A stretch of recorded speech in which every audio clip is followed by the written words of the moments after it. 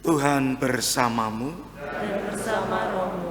Inilah Injil Yesus Kristus menurut Santo Matius. Dimuliakanlah Tuhan. Sekali peristiwa Yesus berkata kepada para imam, kepala dan pemuka bangsa Yahudi, "Bagaimana pendapatmu? Ada orang mempunyai 2 anak laki-laki. Ia menemui yang sulung dan berkata, 'Anakku, pergilah bekerja di kebun anggur hari ini.' Jawab anaknya, 'Baik, Pak.' Tetapi ia tidak pergi. Lalu orang itu menemui anak yang kedua dan berkata demikian juga. Anak itu menjawab, 'Tidak mau.' Tetapi kemudian ia menyesal lalu pergi juga. Siapakah di antara kedua orang anak itu yang melakukan kehendak bapaknya?" Jawab mereka, "Yang kedua." Maka berkatalah Yesus kepada mereka, "Aku berkata kepadamu, sesungguhnya para pemungut cukai dan pelacur akan mendahului kalian masuk ke dalam kerajaan Allah. Sebab Yohanes Pembaptis datang menunjukkan jalan kebenaran kepada kalian, dan kalian tidak percaya kepadanya.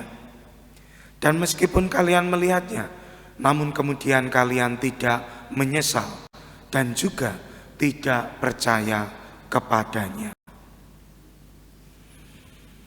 Demikianlah Injil Tuhan. Terpujilah Kristus. Ibu bapak dan saudari-saudara yang terkasih, Pastor Bruder Romo, selamat pagi berkah dalem. Waktu saya kecil itu dulu ada iklan dan rumusannya itu menarik. Rumusannya itu begini: menjadi tua itu pasti, menjadi dewasa itu pilihan. Dan kalau kita renung-renungkan, ungkapan itu ada benarnya juga. Kita bertindak atau tidak, beraktivitas atau tidak, ketuaan itu mendatangi kita. Itu menjadi kepastian.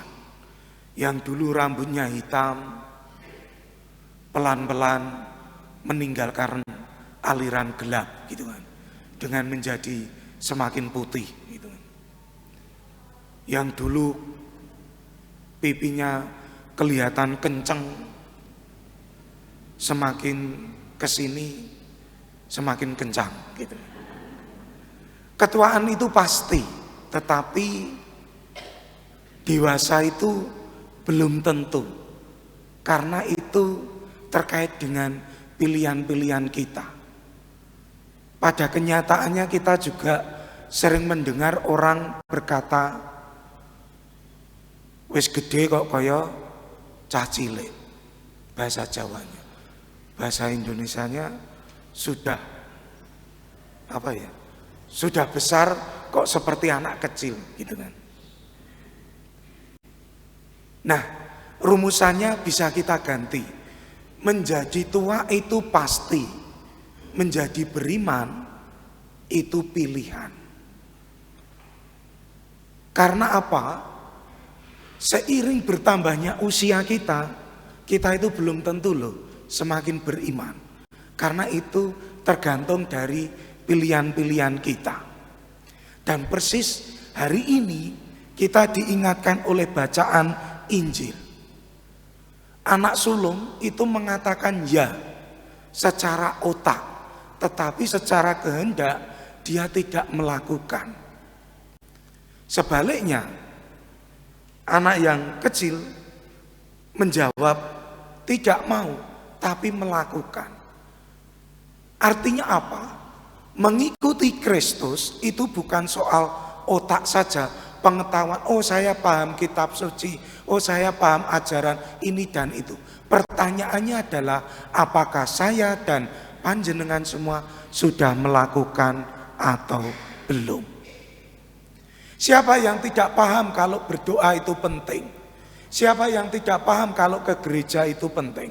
Pertanyaannya adalah, saya sudah melakukan atau belum. Nah, karena itu terkait dengan pilihan-pilihan kita. Siapa yang tidak paham dari kita semua bahwa berdoa, tidak mencuri, tidak korupsi itu baik. Tapi pertanyaannya, sudah melakukan atau belum?